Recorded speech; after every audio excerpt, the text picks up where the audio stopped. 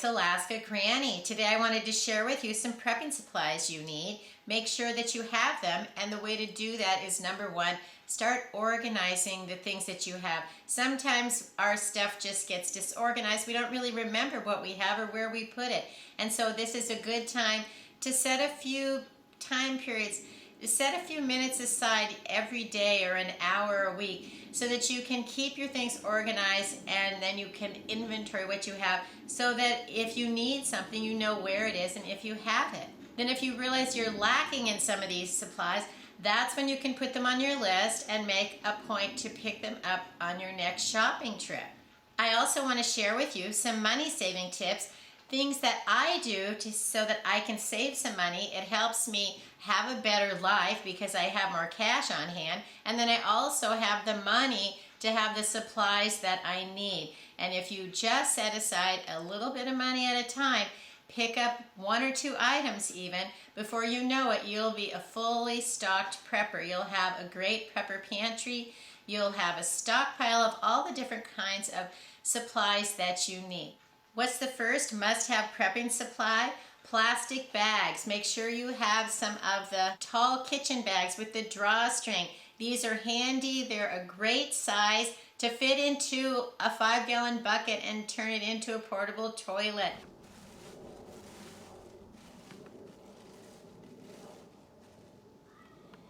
That's going to be the liner that stays in there to catch any accidents. Now you want to take one of your other bags, and this is going to be the bag that you use to go. Open up your go bag, put it down inside,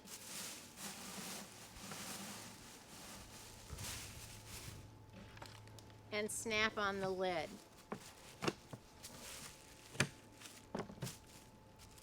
Now you can lift the lid, do your business, and add some sawdust, add some kitty litter, or just consider that that's it. Then you can remove the lid,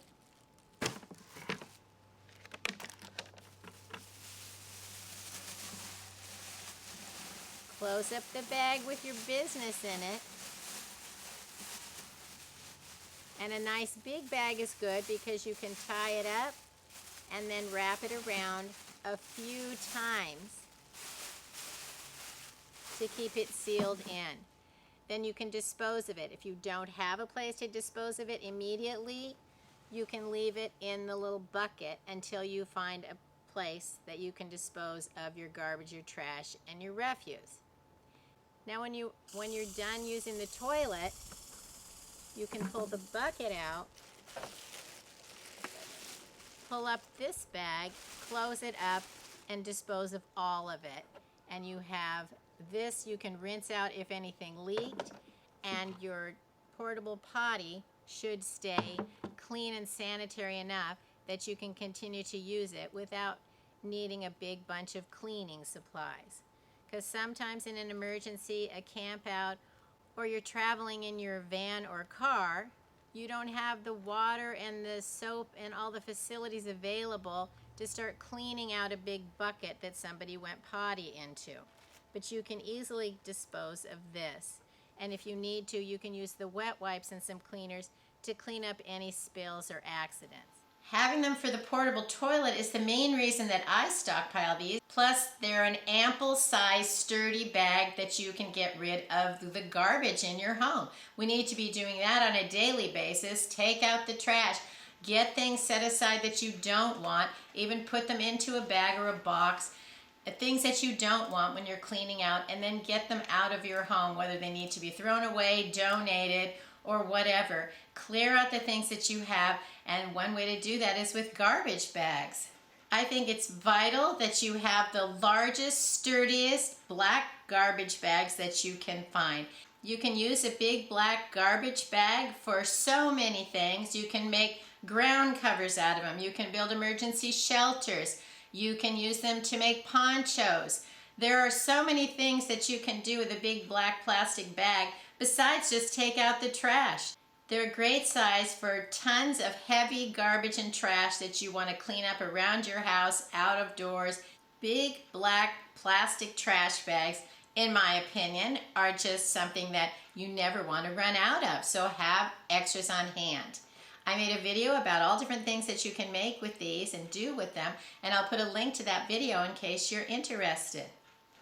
Duct tape is another item that you absolutely should have in your prepping supplies. Duct tape can be used for so many things. You can fix all kinds of things with it. It's a sturdy tape that things like Scotch tape, masking tape, painter's tape, they're handy too, but you need some super high quality duct tape to really do some heavy duty tasks around your house. So if you don't have a fresh roll of duct tape, make sure that you pick up one, and not just the cheapest one you can find or the shortest one you can find. Get a big, sturdy, heavy one so that you're really going to have it. And then be aware that if you're storing things like tape in your garage or your shed, if it's getting too hot or too cold, you may go one day to pull it out and then you can't get it apart. It's all melted together or it's rotten. And so you want to store your duct tape cool, dark, and dry for it to last the best. I never want to run out of toilet paper, and one of the things that I've been doing the last several years is buying the Presto from Amazon. It's very high quality toilet paper. It comes in massively sized rolls. It's soft and nice. And then the rolls are big and they last for a long time. You can get way more sheets out of a package of the Presto toilet paper than some of the less expensive brands that you pick up at, say, Walmart or the grocery store. I find that these are probably twice the size. They still fit on the roll in the bathroom, and then you're not running out of toilet paper all the time. So whether you want to try the Presto or not, make sure that you're stocking up on toilet paper. Figure out how many rolls you use in a week, and then try to make sure that you have many weeks worth of toilet paper. Vinegar is another prepping supply that you need, whether you're canning, pickling, preserving, looking out for your health, or you want to use it for cleaning. White vinegar and some apple cider vinegar, and you may even want to splurge and get something like the Bragg's Organic that has the mother in it. And when you see the little cloudy stuff on the bottom, that doesn't mean that it's bad. That means it's probably good. Stock up on some fresh boxes of baking soda. You can combine it with vinegar so that you can clean all kinds of things, keep things fresh. You can sprinkle the baking soda into your garbage cans. You can use it as a slightly abrasive cleaner. Wipe it around in your tubs and your showers and your tile. Baking soda is great not only for baking but for cleaning and deodorizing. We know we need bleach if we ever want to disinfect water. We can take a few drops of bleach and purify some water, but your bleach isn't going to last forever. The bleachy part dissipates and it turns into water. So you want to make sure that you are rotating your bottles of bleach in a timely fashion. At least once a year, get a new bottle of bleach. When you're choosing bleach to purify water, make sure you get the original unscented bleach, and don't get one that's, say, splash proof, because that has other agents in it that keep it from splashing. It isn't the same thing as just regular, just old-fashioned bleach. Read the label carefully when you're buying bleach for water purification purposes. That's hard to say, water purification purposes. Something that I also do for cleaning, it's not recommended for purifying water, is I have the bleach tablets. I find these at Walmart. There's 32 tablets in this bottle, and then you can just drop them in the toilet. You can drop them in a bucket of water. You can drop them into your washing machine. You can see how it's a tablet, and so it's not going to evaporate. So it's a great type of bleach to have on hand for all kinds of cleaning purposes. It's not recommended as a bleach for purifying water, but I think in an emergency, if I didn't have anything else, I might go ahead and try it, but it would be as a last resort. It wouldn't be my first choice, but it certainly would be something that I would try if it meant I needed to try to purify water in some kind of a catastrophe. Canning, pickling, preserving season is here. If you're running short on jars, now is the time to pick them up. This is the size that I prefer, and so when I find these, I buy them. And I find that the jars can very much vary in price depending on where you shop. I saw them yesterday at the Ace Hardware store, and they were $19 for 12 jars. If they were the only jars I could find, I would certainly get them at that price if I needed them. But you may be able to find them for perhaps $16 at Walmart or something like Fred Meyer's, which is like Kroger, your grocery store. But you need to be on the lookout if you're planning on having jars for canning, pickling, preserving, food storage. Pick them up when you have a chance. This is also a great time to add to your longest lasting food storage stockpile. You may have already buckets of beans, rice, pasta, oatmeal, all of the dried kinds of foods that can last a long time. But now you might want to think about having the longest lasting things like fruits and vegetables. You can buy them from the Mormon church or the LDS church. I buy things like apples. They have all different kinds of things, but I have found their apples to be excellent. The foods that you can buy that are dehydrated or freeze-dried that come in the number 10 cans don't weigh very much because all of the moisture has been removed, and then they are packaged away so that you can use them right now if you want to, or you can have them set aside with your longest lasting food storage so that you know you're going to have the variety of foods that you need. When you buy the food from the Mormon church, it comes in the number 10 cans, but you get 6 of them. So when you're comparing the prices of, say, Goshen Farm or some of the other brands, make sure that you realize that the Mormon or the LDS church food is 6 cans. So you divide that by 6 and you're really getting a great deal.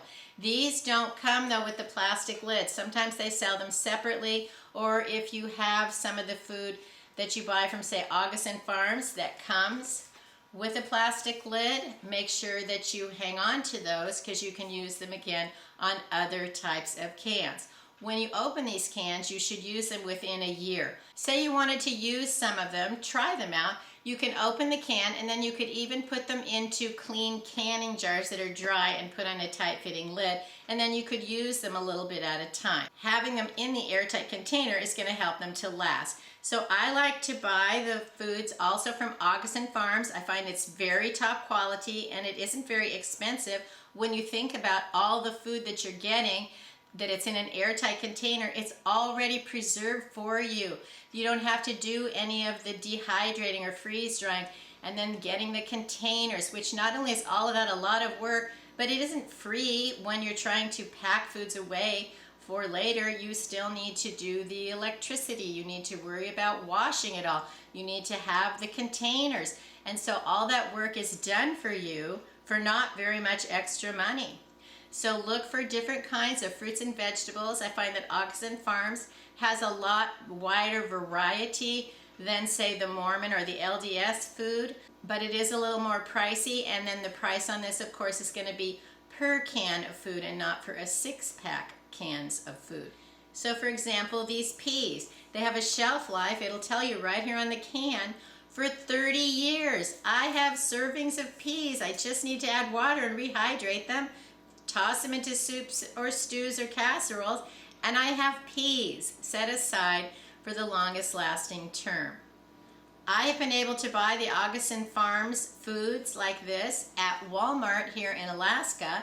It isn't at Walmart everywhere, but you can also go on the Walmart website and you can order it online, and a lot of times you can also find these on Amazon, but the price, like everything else, fluctuates a lot. So if you think it's too expensive or it's out of stock right now, make a mental note to go back and check in a week or a month and see if it hasn't come back in stock and the price hasn't decreased. Or sometimes I think you can put it like in Amazon, I think it's called like a wish list or something like that, and you can put it on, so it's like you can have it below your shopping cart, and then if the price changes, then you can move it into your shopping cart. So I do that with things sometimes, and sometimes I never go back and add them in. It's a good way to like get the shopping out of your system, because wouldn't that be nice to have? But if you don't spend the money, then you still have it for something else, which is one of my strategies for saving money, is that I now have a 24-hour rule.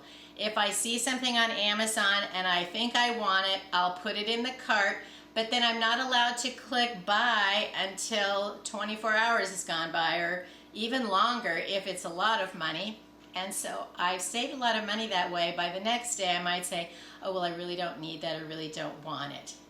So it might be something that you can try too. If we learn that we have to delay gratification a little bit, you might find out that you don't spend money so spontaneously, because it's so easy to just click buy it and it's coming. And it's not even painful because you didn't have to hand over your actual hard-earned cash money. You just click a button. So it's like separates what you're really doing is that you're spending your money. So make sure it's something that you really want. And sometimes thinking about it for a day helps you maybe not spend quite so much. The other thing that I do that has saved me a lot of money is I have not been going into the grocery store. I've been shopping online with the grocery store, the grocery pickup. And so I'll go to, say, Walmart, and I'll put things in the cart. And then after, say, a week of adding it all and figuring out what I really need, and then I will go ahead and click it to go and pick it up. But I've also fallen out of appreciation of Walmart again, because the last time I went to do the grocery pickup, out of 18 things, I think it was 18 things, 6 or 7 of them were not in my cart. They were like out of stock all of a sudden, and 2 of the things were damaged.